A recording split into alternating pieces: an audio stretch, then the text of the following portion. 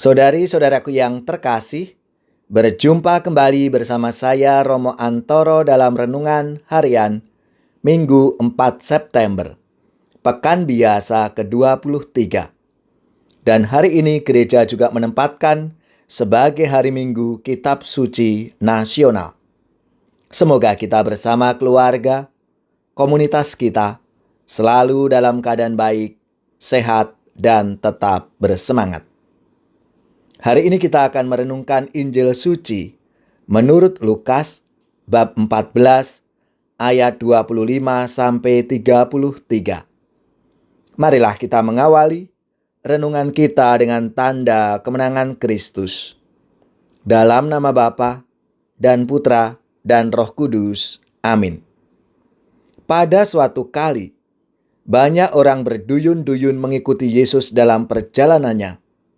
Sambil berpaling ia berkata kepada mereka, "Jikalau seorang datang kepadaku dan ia tidak membenci bapaknya, ibunya, istrinya, anak-anaknya, saudara-saudaranya laki-laki atau perempuan, bahkan nyawanya sendiri, ia tidak dapat menjadi muridku.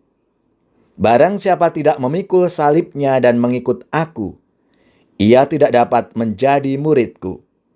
Sebab, siapakah di antara kamu yang kalau mau mendirikan sebuah menara, tidak duduk dahulu membuat anggaran biayanya, kalau cukup uangnya untuk menyelesaikan pekerjaan itu?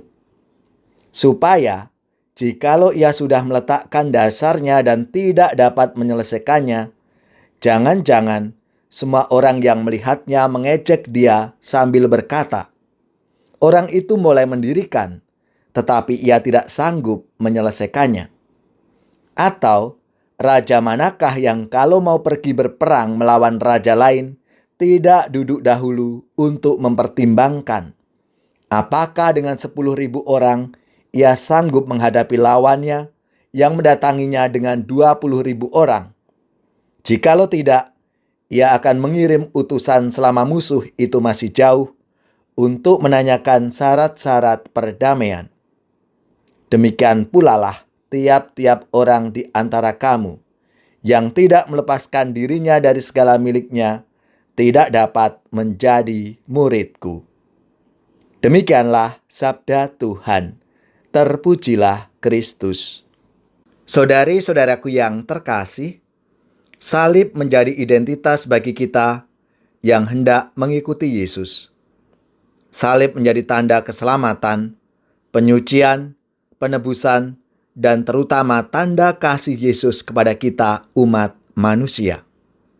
Melalui salib, Yesus memberikan dirinya seutuhnya, menjadi bukti cintanya yang paling dalam untuk kita manusia yang berdosa ini. Salib pun menjadi tanda perutusan Yesus. Saudari-saudaraku yang terkasih, kita sebagai murid-murid Kristus memiliki salib dan perutusan yang khas. Status, peran sosial, dan pekerjaan yang sedang kita jalani merupakan salib yang perlu kita pikul setiap hari. Tidak sekadar dipikul, melainkan juga dibawa untuk mengikuti Yesus.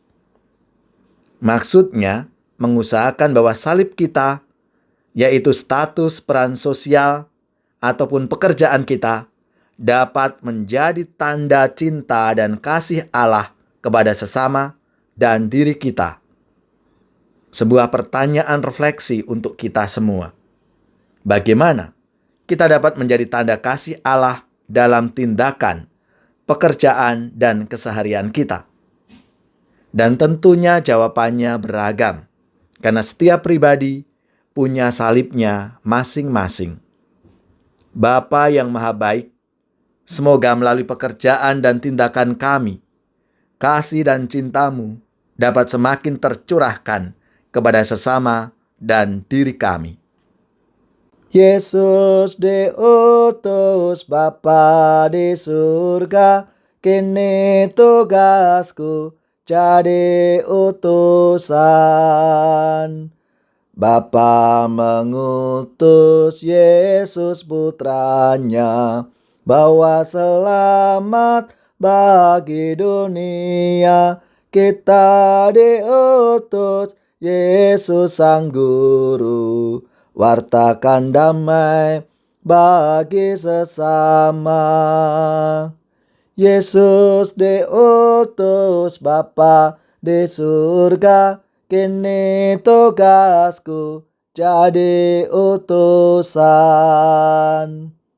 Benih yang jatuh di dalam tanah akan bertunas hingga berbuah.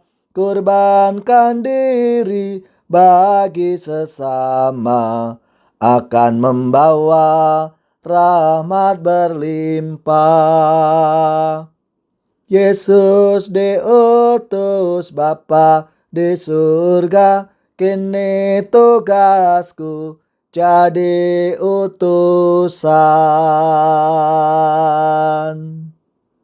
Semoga saudari-saudara sekalian, keluarga-keluarga dan komunitas kita, orang-orang yang kita doakan, seluruh tugas, belajar, pekerjaan, usaha, serta karya pelayanan kita dibimbing, dilindungi dan diberkati oleh Allah yang Maha Kuasa, Bapa dan Putra dan Roh Kudus.